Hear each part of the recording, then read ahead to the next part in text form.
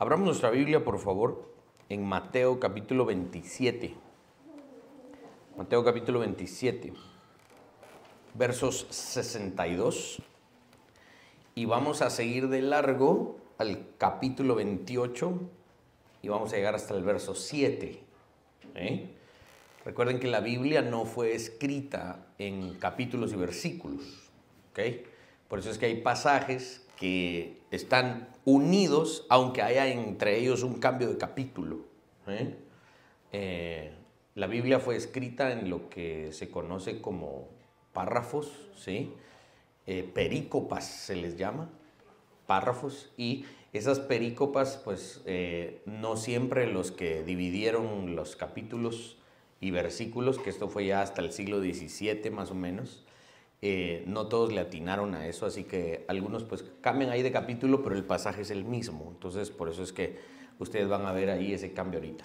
Vamos a Mateo 27, verso 62, hasta el capítulo 28, verso 7. Dice de la siguiente manera: al día siguiente, que es después de la preparación, se reunieron los principales sacerdotes y los fariseos ante Pilato, diciendo: Señor, nos acordamos que aquel engañador dijo viniendo aún: después de 3 días resucitaré.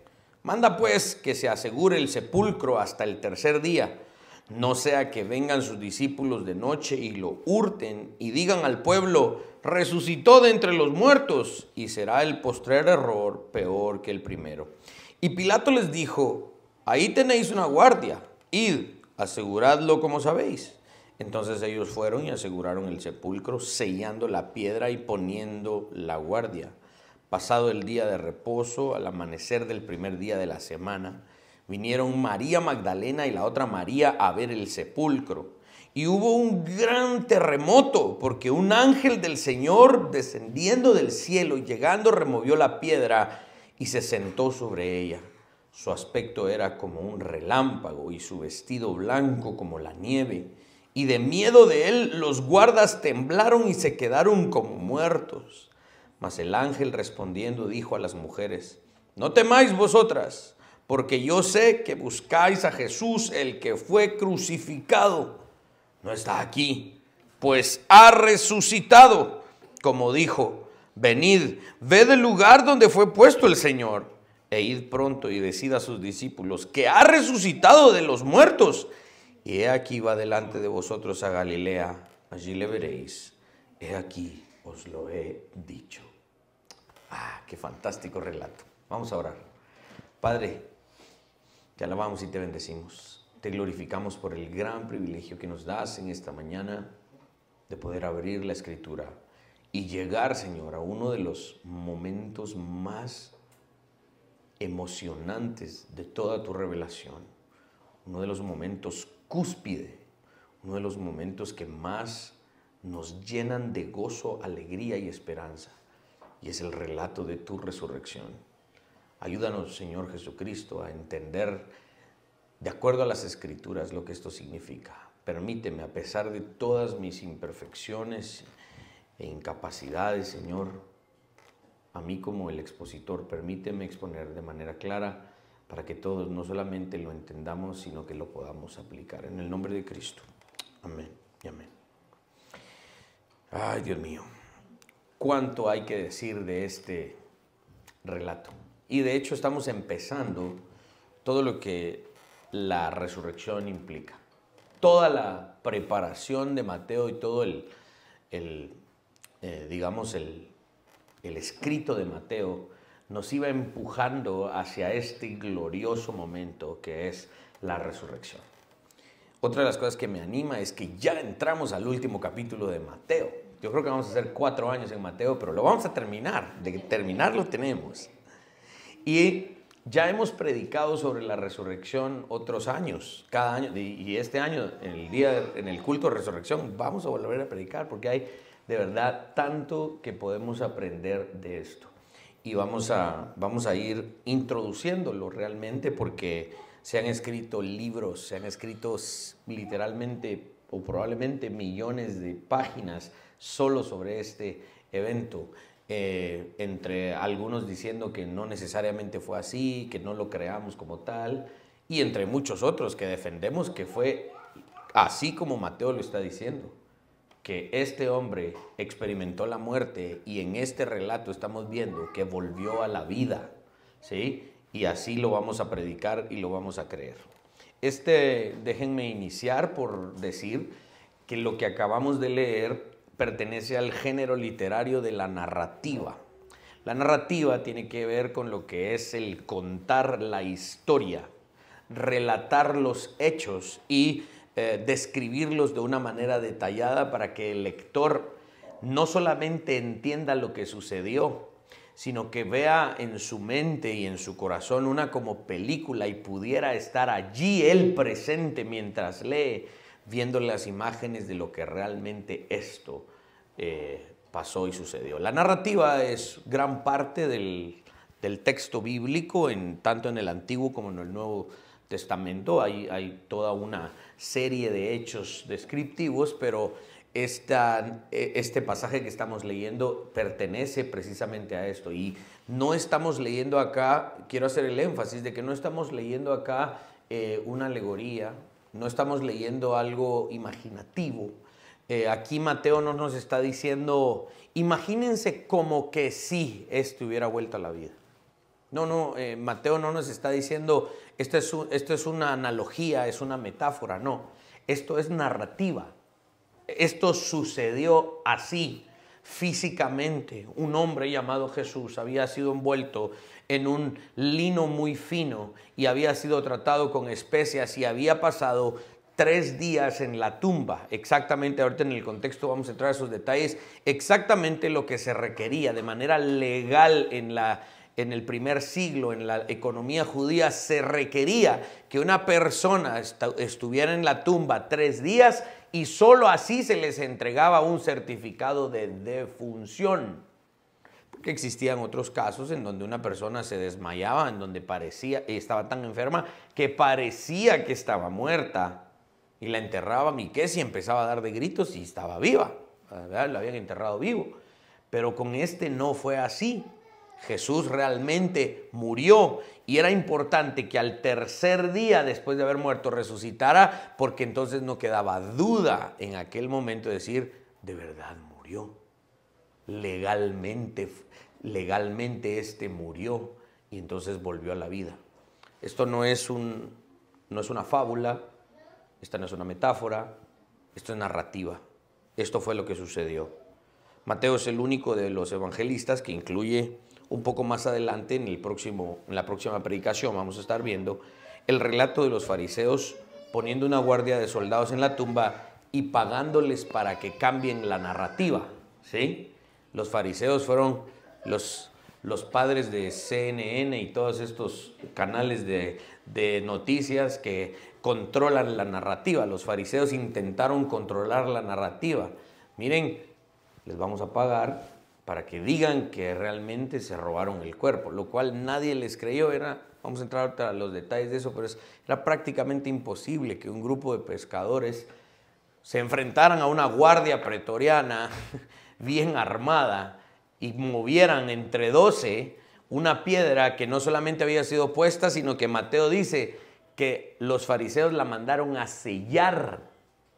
No solamente la piedra había estado puesta, sino que los fariseos, con tal de que no resucitara, sellaron la piedra. La Biblia no nos da el detalle de los elementos que se utilizaron, pero la piedra no solamente fue rodada y puesta. Cuando los fariseos llegaron con la guardia, fue sellada para una doble protección. Era el elemento divino, está aquí interviniendo en la narrativa, porque era imposible que 11, porque ya ahí Judas Iscariot, ¿verdad? Pero 11 hubieran llegado y hubiesen derrotado a la guardia pretoriana, abierto el sello que le habían puesto, rodar la piedra y sacarlo. Era prácticamente imposible. Entonces Mateo es el único que nos está dando estos detalles para que los fariseos supuestamente pudieran controlar la narrativa.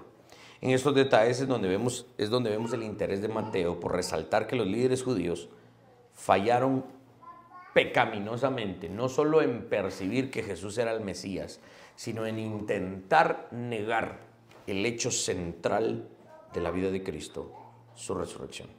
Amén. La derrota total de Satanás y su simiente es imposible no verla acá. ¿Por qué?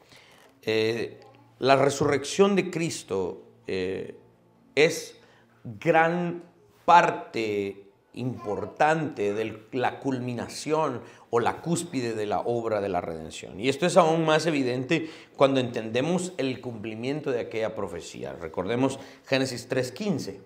Y pondré enemistad entre ti y la mujer, y entre tu simiente y la simiente suya. Esta te herirá en la cabeza y tú le herirás en el carcañal. No debe existir duda del triunfo de Cristo sobre Satanás. Esta fue la profecía. Esto es a lo que los teólogos le llaman el protoevangelio, es decir, la primera vez que el evangelio fue anunciado en la Escritura fue en Génesis 3:15. ¿Y cuál fue ese anuncio? El triunfo de la simiente de la mujer sobre la simiente de la serpiente. ¿Quién es la simiente de la mujer? Cristo. Y Cristo, cuando resucita, está dándole cumplimiento a esta primera profecía, a este primer anuncio del evangelio. En la resurrección de Cristo se está cumpliendo esto. Jesucristo está triunfando sobre Satanás. Leyendo ayer un poco más, porque yo el viernes ya tenía el bosquejo y todo, pero yo sabía que me faltaban algunas cosas y me puse a leer algunos otros comentaristas que dije yo, nos pueden agregar algo. Y cabal, uno de los comentaristas que leí, no lo apunté, pero sí se me quedó, se me impregnó esa frase tan importante. Él dijo, la muerte no pudo detener a su presa. Si Jesús en algún momento fue la presa de la muerte no pudo con esa presa porque era más poderoso Jesús que la muerte. No debe existir duda alguna de que Jesús cumplió con esto. En su resurrección, el hecho pleno y sólido de que Satanás fue destruido, lo podemos ver hoy en este pasaje. Uno de mis escritores favoritos, David Chilton, escribe en su libro Paraíso Restaurado. Es una cita un tanto extensa, pero creo que nos puede servir. Está dividida en dos diapositivas. Dice, la conquista definitiva del dragón, es decir, Satanás, tomó lugar en la resurrección de Cristo. Cuando Él derrotó los poderes de las tinieblas, desarmó las fuerzas demoníacas, echó fuera al diablo y los rindió inoperantes. Y ahí hay un listado de ese concepto en diferentes partes de la Escritura. Los profetas esperaban esto. En aquel día Jehová castigará con su espada dura, grande y fuerte al Leviatán, serpiente veloz, y al Leviatán, serpiente tortuosa, y matará al dragón que está en el mar. Eso es Isaías capítulo 27, verso 1. El tema de la resurrección de Cristo no solamente es un concepto que aparece en el pasaje que hoy leímos. Lo que estoy intentando decirles es que debido a nuestra inclinación por una interpretación pactual y ver las escenas, figuras, elementos en el Antiguo Testamento de lo que se cumple en el Nuevo Testamento, la resurrección de Cristo es un tema continuo en la Escritura con diferentes elementos, lenguajes, géneros literarios. Los profetas nos anunciaron varias veces que Jesucristo iba a resucitar.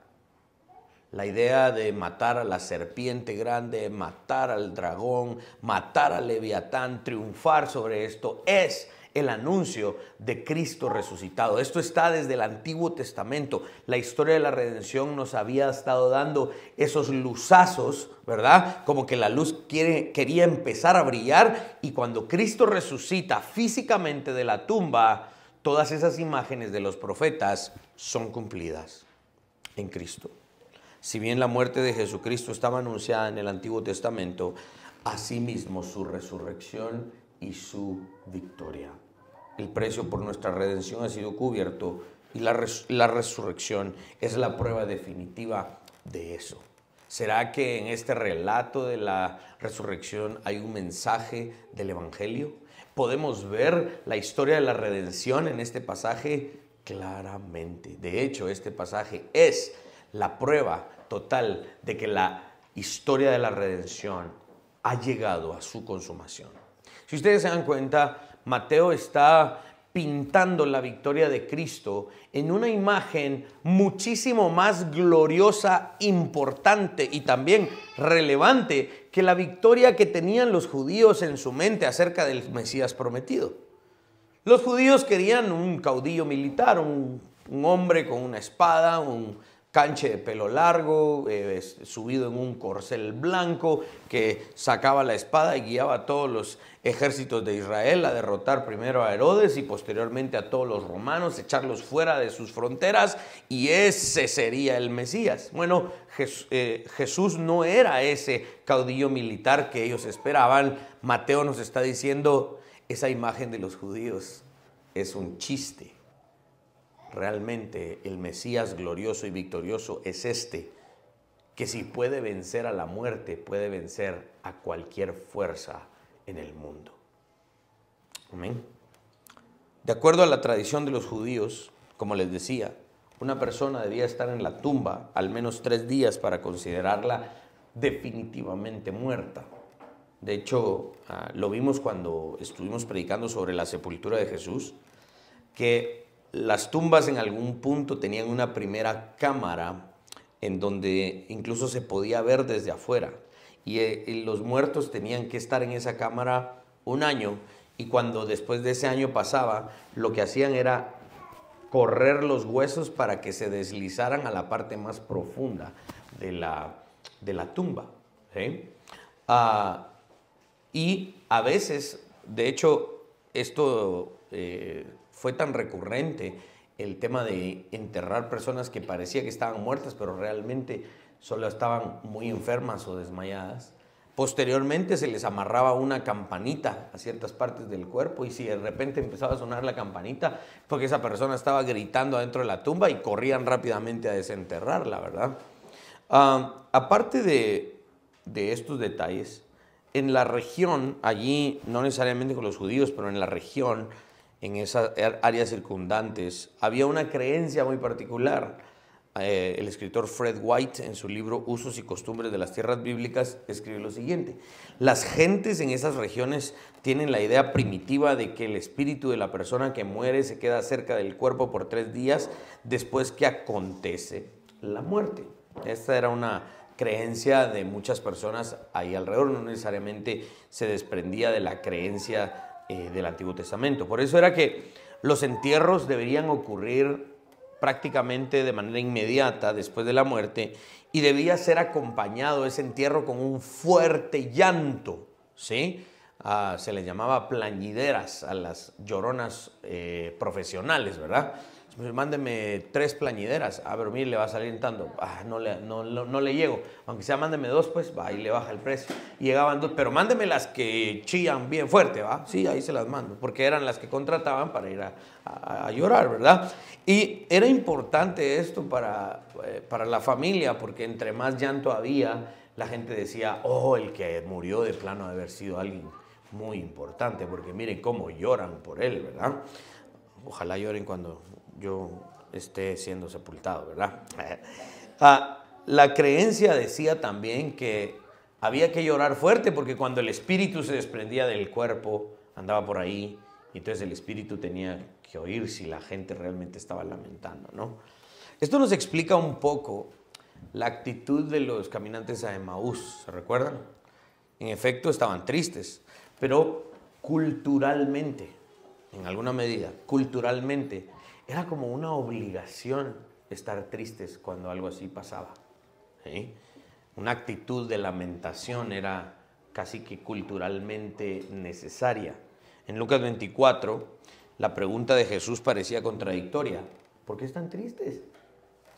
Y la respuesta de los caminantes de Emaús dice, ¿no sabes pues? Se acaba de morir quien era nuestro líder. Estamos tristes de verdad, pero también era una necesidad en ese momento.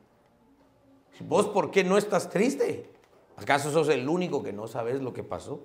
¿Sos el único que no sabes que murió este tal Jesús, al que mataron los romanos y los judíos lo odiaban, etcétera, etcétera? O sea, me puedo imaginar los caminantes de Emaús intentando cumplir con la requisición cultural de estar lamentándose en ese momento. ¿Cómo era que no supiera este hombre quién era Jesús, ¿no? Que ellos todavía no lo habían reconocido, no sabían que esta era la actitud culturalmente aceptada. A ellos no les cabía eso en la cabeza. Aquí, un pasaje más que hace referencia a lo contracultural de Jesús, si leemos esa parte de Lucas 24. No debían estar tristes porque finalmente los caminantes de Emaús no debían estar tristes porque él mismo había anunciado su muerte, pero también había anunciado su propia resurrección. Además, las mujeres ya habían testificado de la tumba vacía y por lo tanto el lamento de los caminantes de Emaús no tenía sentido.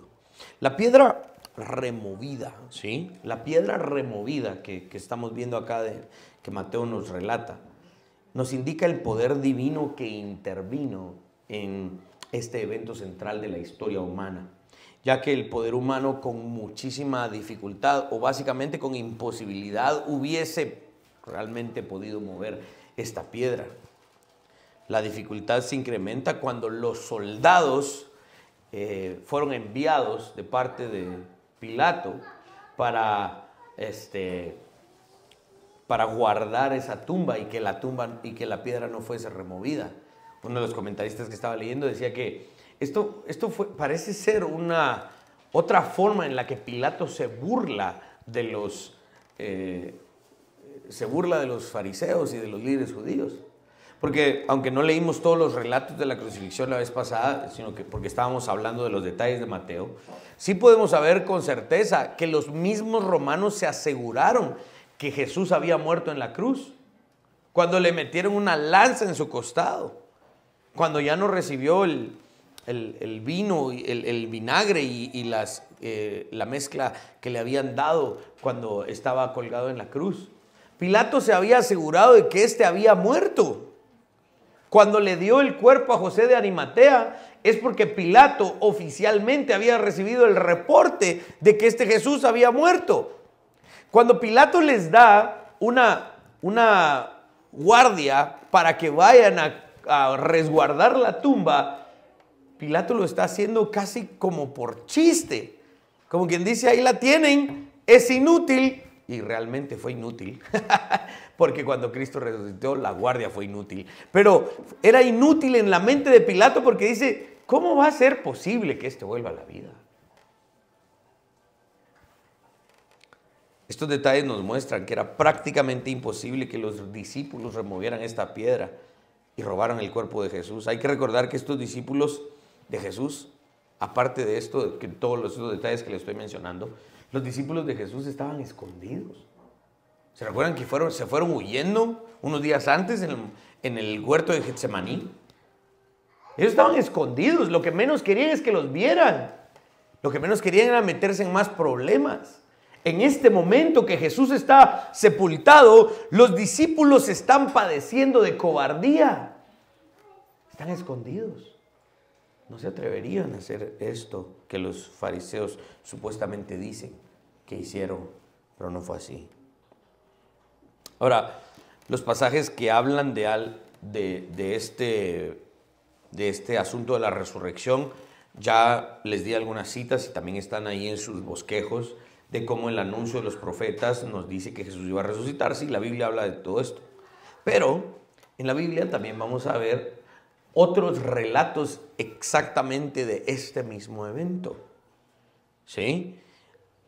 Lo vemos en otras partes de la Escritura porque este mismo evento se relata y de hecho con algunos otros detalles para darle mayor claridad. Vamos a Marcos 16, verso 6. Mas él les dijo, no os asustéis, buscáis a Jesús Nazareno, el que fue crucificado. Ha resucitado, no está aquí. Mirad el lugar en donde le pusieron.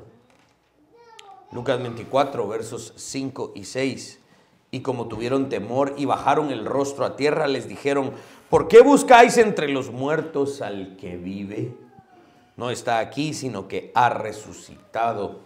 Acordaos de lo que os habló cuando aún estaba en Galilea. Juan capítulo 20 también registra esto, pero obviamente por cuestiones de tiempo nos vamos a ir moviendo.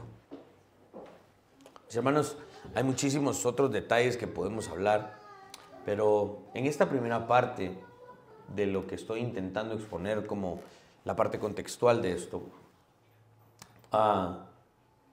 es una vez más mi deseo recordar lo que ya hemos predicado en otras ocasiones sobre el tema de la resurrección. No tomen este hecho como algo posible. No tomen este hecho como algo que lo más probable fue que sí sucedió. No tomen este relato como un ejemplo, como una metáfora, como solo una ilustración. Es que Jesús murió, pero Él resucitó en nuestros corazoncitos. No, esto no es un relato para que nosotros lo tomemos como algo que tal vez sí sucedió o que hay que entenderlo de otra manera.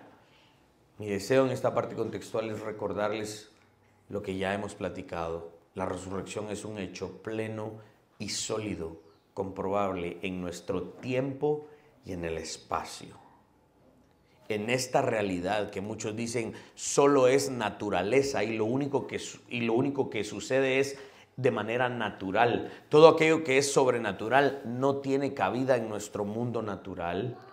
La Biblia tiene no solo una opinión diferente, sino la base para sustentar este reclamo sobrenatural. Y antes de moverme de estos detalles contextuales, recuerden una cosa: si esto sucedió, si Jesús verdaderamente resucitó, entonces este milagro central le da sentido a todos los otros milagros que la Escritura habla que Jesús hizo y que sucedieron antes y después que Él. Si la resurrección es verdadera, todo lo demás también. Este es un punto bien importante. Si Jesús resucitó, entonces Jesús sí multiplicó los panes y los peces.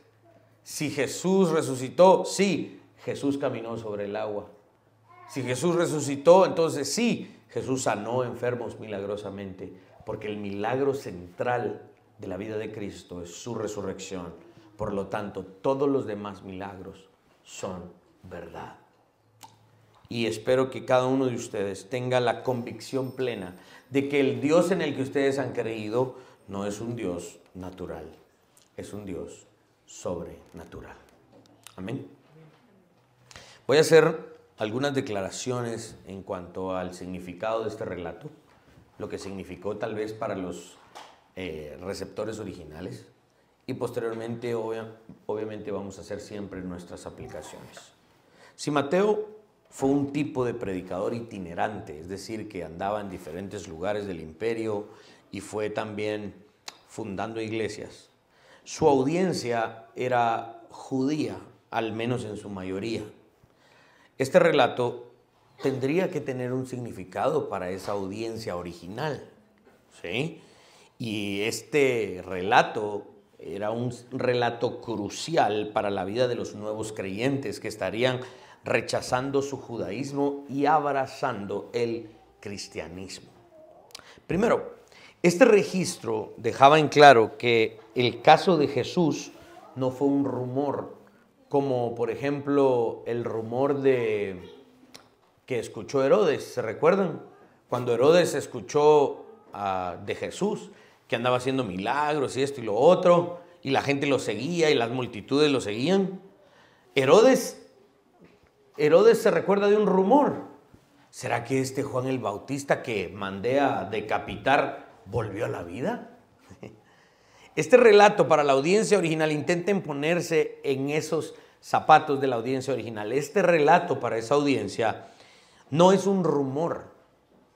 Este relato dejaba en claro que Jesucristo murió y resucitó tal como fue anunciado para convertirse en la persona central de esta nueva fe.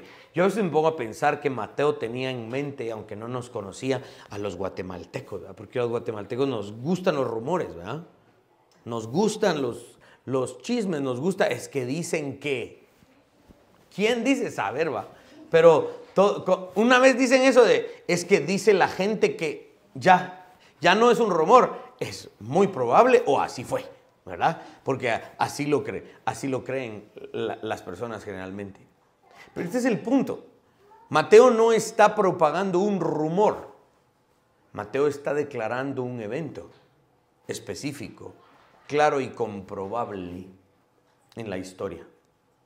Y más que comprobable, a través de evidencias, posteriormente vamos a hablar de eso, los apóstoles hablan acerca de la resurrección como la base de la predicación, del mensaje evangélico es la resurrección. La base del mensaje del evangelio es la resurrección. Y si Cristo no resucitó, vana sería entonces nuestra fe. Aunque es un hecho comprobable, en la paradoja también es un hecho antecedente, es decir, que se convierte en el fundamento, en la base para la predicación del evangelio. Entonces, cuando estamos hablando de esto, no estamos hablando de un rumor.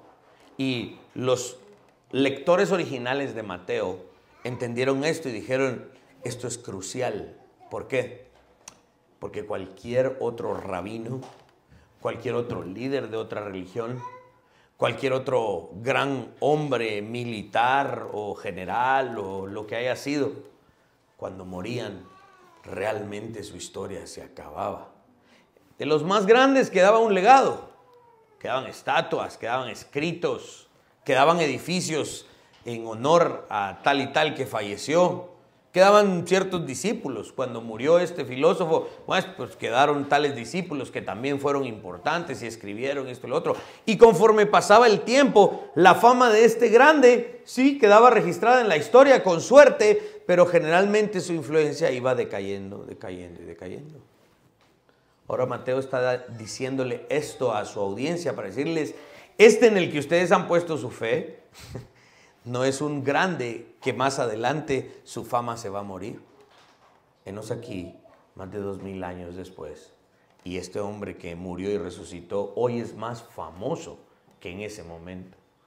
Hoy su nombre es más conocido que en ese momento.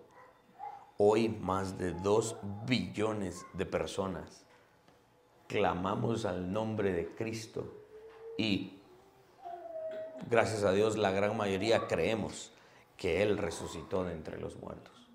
Así que Mateo no estaba proclamando un rumor para su audiencia. Estaba proclamando un hecho sólido que iba a ser fundamental para el resto de la historia humana. En segundo lugar, para los receptores originales, este relato proveía la prueba contundente de que el líder del cristianismo no era un muerto de quien solo se iban a recordar sus hazañas y enseñanzas, sino un hombre vivo que estaba con ellos todos los días. Y esto es un punto importante. No solamente Mateo le estaba diciendo a su audiencia, Él está vivo, saber dónde está, pero está vivo.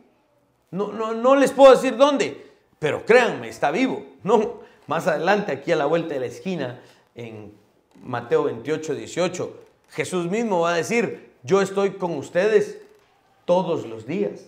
Mateo estaba enseñando en su escrito que por el poder divino, por la capacidad y la naturaleza divina de este hombre que había muerto y había regresado a la vida, Él estaba en medio de nosotros.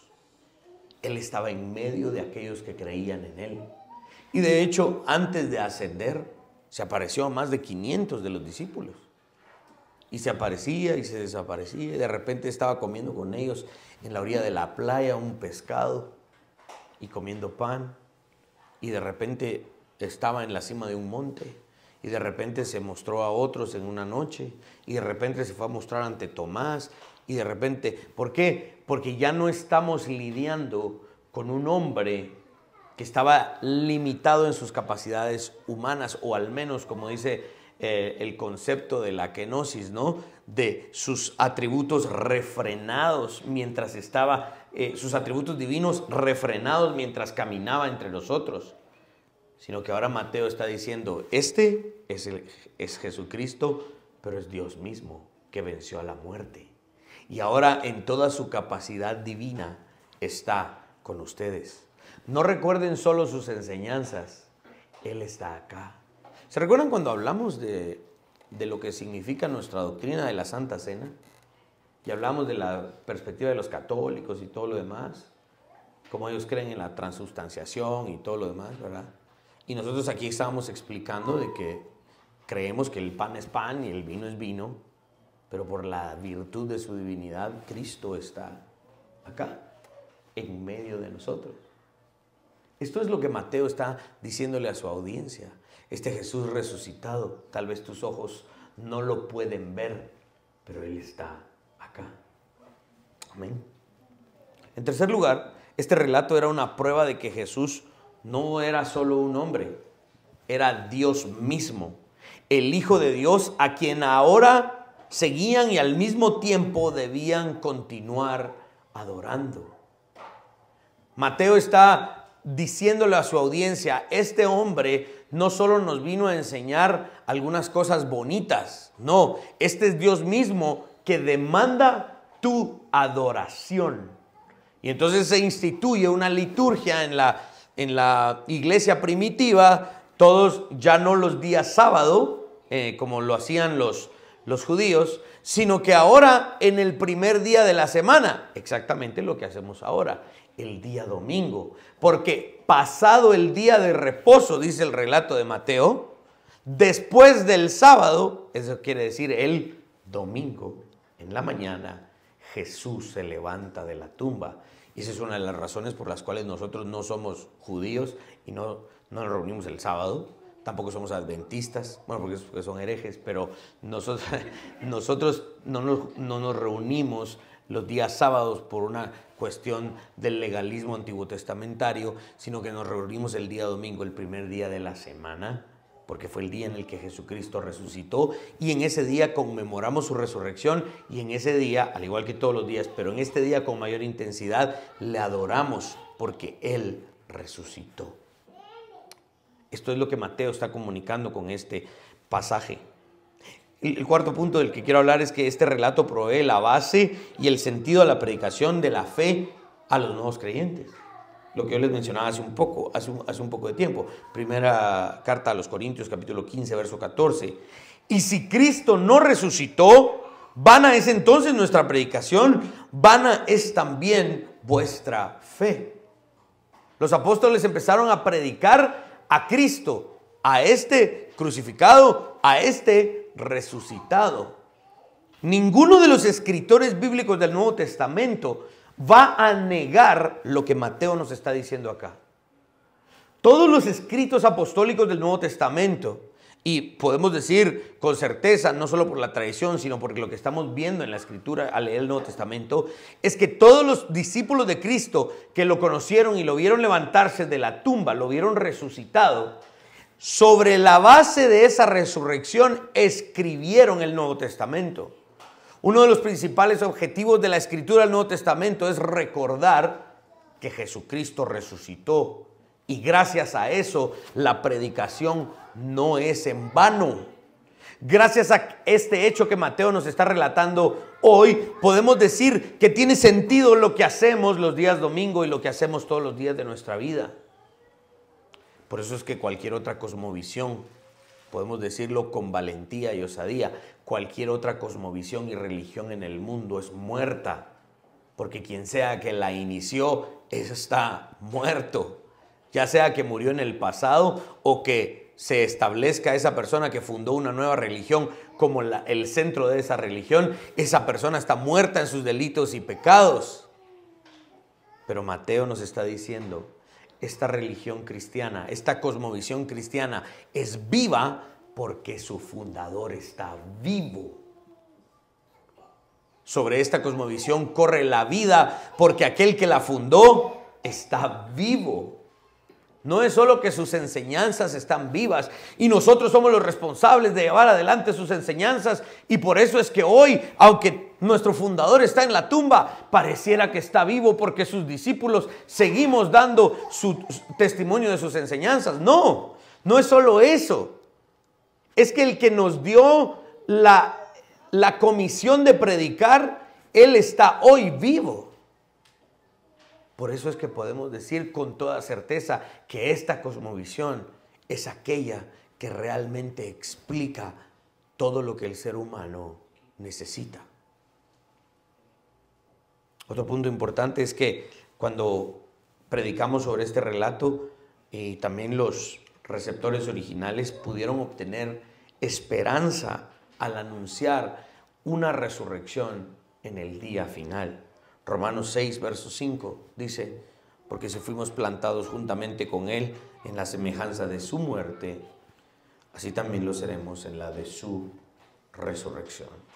Ustedes leen a Pablo, a Marcos, a Mateo, a Lucas, a Juan, a Pedro, a quien haya sido el que haya escrito la carta a los hebreos, cualquiera, todos y cada uno de ellos van a tomar este patrón.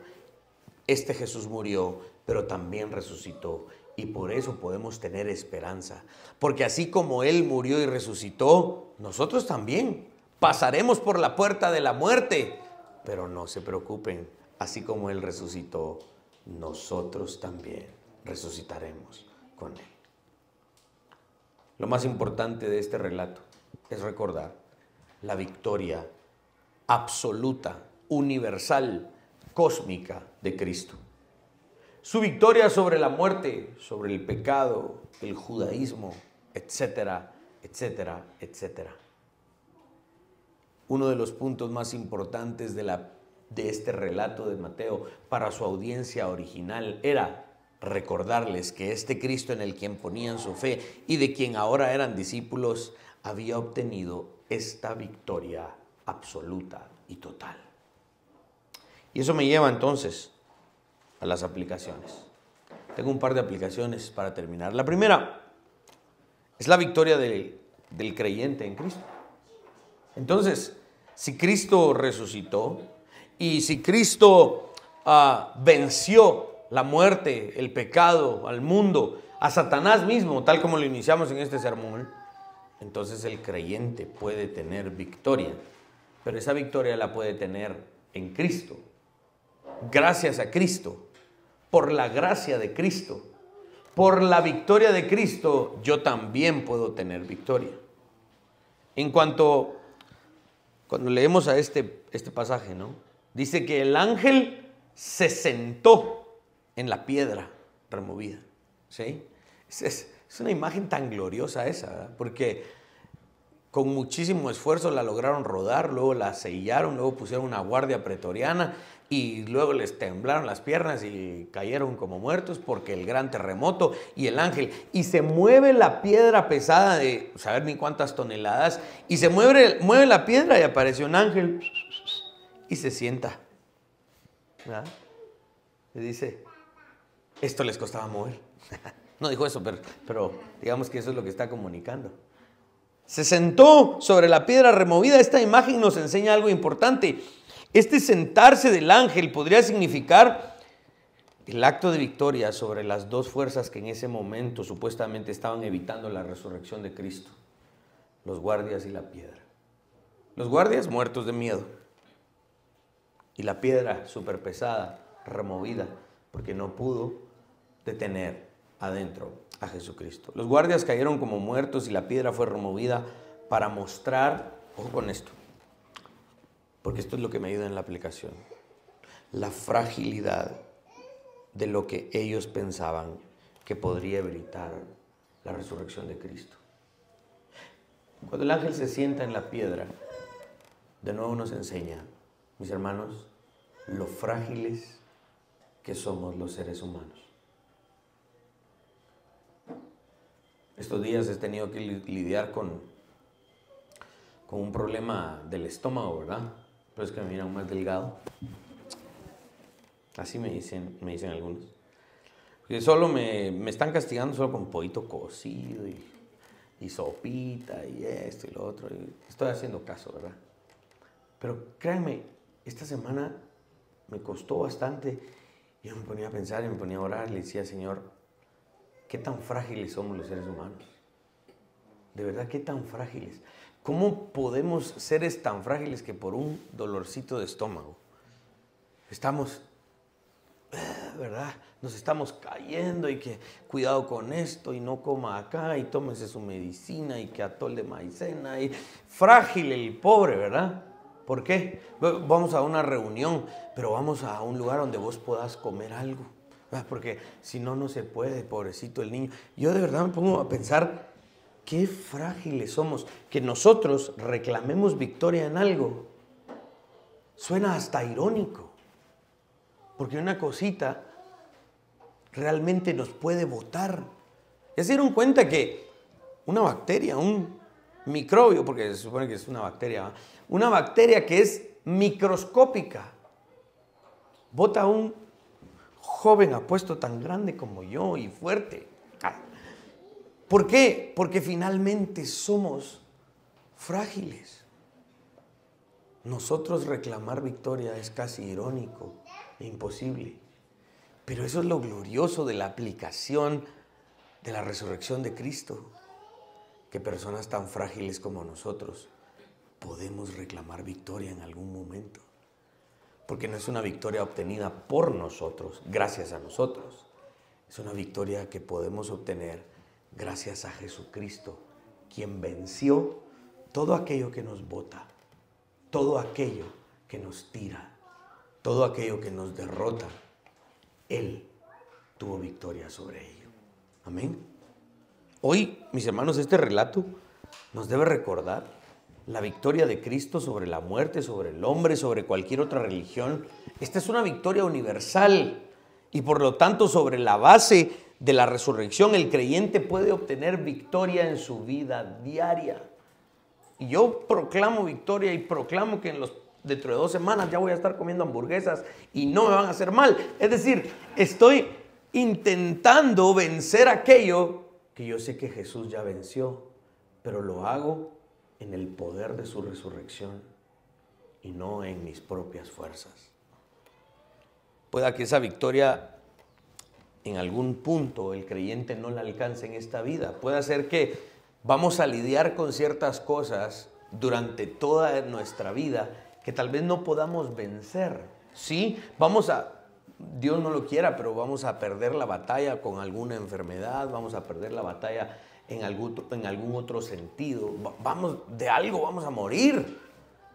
Y pareciera ser que en algún punto no vamos a obtener una victoria total en esta vida. Pero por eso es importante este relato de la resurrección. Llegará el punto en donde ni la enfermedad, ni la muerte misma, que es el poder más grande contra el cual hoy estamos luchando humanamente, va a llegar un momento en el que nada nos va a poder afectar. Y por eso creemos en su resurrección. Probablemente la victoria que tú estés buscando sobre ciertas áreas de tu vida, sobre ciertos asuntos, no la puedas proclamar de manera instantánea. Sí, la resurrección de Cristo tampoco significa que el creyente ahora está metido en un microondas que en 1 minuto, 1 minuto y medio, ya está listo, ya todo se resolvió. No, probablemente la victoria que quisieras reclamar no es instantánea. Pero en algún momento esa victoria, si tienes fe, va a llegar. Esto también me lleva a la siguiente aplicación. Y esto no nos puede hacer ignorar el llamado que tenemos a ser testigos. Lo que sucedió con las mujeres, no se imaginan los chistes que me estoy ahorrando ahorita, ¿verdad? No los quiero contar para no arruinar el flow del mensaje. Lo que sucedió con las mujeres se constituye como una especie de bosquejo para tomar acción en cuanto a nuestro testificar. Y esto lo voy a amarrar con la lectura que traemos sobre la Gran Comisión, con el ímpetu que tenemos de evangelizar en estos días y todo lo que estamos haciendo, ¿no? Pero vamos a ver un pequeño bosquejo de cómo debemos actuar para ser testigos, así como lo que el ángel le dice a las mujeres. Porque las mujeres en este relato pasan por un proceso de 4 cosas. Número 1, el ángel les dice, vean, miren, no está acá, resucitó. 2, les dice a las mujeres, vayan, ¿sí? Ya no solo es de ver, sino que es de ir. Número 3, ¿a qué? ¿A qué vamos a ir, señor ángel? Y les dice el ángel, a testificar a los discípulos, a los otros, de la resurrección. Y por último, y una vez que testifiquen, vayan y le adoren en Galilea previo a su ascensión. Aquí podría haber una muy buena aplicación en este relato para que nosotros hoy no solo lo leamos y lo comprendamos intelectualmente, lo cual es muy importante, pero existe una invitación a la acción a la hora de leer el pasaje. Esta maravillosa y detallada narrativa de Mateo nos ayuda en una aplicación importante. Aquellos que celebramos su resurrección, como las mujeres en este relato, debemos hacer estas 4 cosas, ¿sí? Y lo voy a poner en un acróstico. El acróstico se llama VITA. Ahí se los puse también en sus bosquejos que les envié hoy en la mañana. Ver, ir, testificar y adorarle. ¿Por qué? Porque aunque nosotros no pudimos estar hace 2020 y tantos años allá en ese momento de la resurrección, no estuvimos con las mujeres ahí viéndolo con nuestros ojos, hoy podemos tener la certeza de que lo que la Biblia dice que sucedió, así fue. Por lo tanto, a la hora de la lectura podemos en alguna medida ver que Jesucristo está resucitado. Al leer su palabra, nosotros podemos ver con claridad que la muerte no pudo detener a nuestro Maestro, a nuestro Dios. Una vez vemos esto, si ustedes ven la resurrección, es su deber ir. Hay que ir, no solo a nuestro entorno, no solo a nuestros hijos, sino a otros. Les cuento, hoy en la tarde tengo precisamente uno de los prospectos que estoy persiguiendo ahí para evangelización. Y lo vamos a tener en nuestra casa porque estamos intentando ir. Es necesario, mis hermanos, que hagamos esto. Ir. Una vez hayamos visto la resurrección, no nos podemos quedar ahí en la tumba. ¡Wow! De verdad que ya no está aquí. ¡Hala, qué buena onda! Sí, pues, publiquemos ahí unas fotos y hablemos de esto entre nosotros. No podemos solo quedarnos con la boca abierta. Es necesario ir. Este evento nos empuja a ir. ¿A qué? Esa es la tercera parte del acróstico. A testificar de su evangelio para el arrepentimiento y el perdón de pecados. Y ese testimonio lo vamos a ir leyendo en el libro que estamos leyendo los viernes. Vamos a leer Sproul, ahí habla un poco de las implicaciones de aquel que es testigo y que testifica. Vamos a hablar de la profundidad de ese privilegio y finalmente esa demanda de testificar. Y por último, vamos a testificar porque nosotros ya le adoramos y aquellos a quienes les testifiquemos también vengan y le adoren. Porque Él es el Hijo de Dios, que está sentado sobre toda potestad, en gloria, a la diestra del Padre, gobernando con toda autoridad. Recuerden este acróstico, vita. Interesantemente, vita es una palabra en latín, ¿sí? Que significa vida, la cual Cristo tiene y nos la ha dado de manera eterna, tanto a nosotros, sus discípulos, como a todo aquel que en Él crea, en el poder de su resurrección. Hoy los medios de comunicación alrededor del mundo anuncian muertes y más muertes y guerras y todo esto, ¿no? Pero nosotros los hijos de Dios, por medio de la fe, anunciamos la vida que Cristo tiene por medio de su resurrección y la vida que nosotros ahora también tenemos, vida eterna, la cual necesitamos testificar y anunciar a otros. Hermanos, gocémonos, porque así como Mateo lo está diciendo, Cristo ha resucitado. Amén. Pongámonos de pie.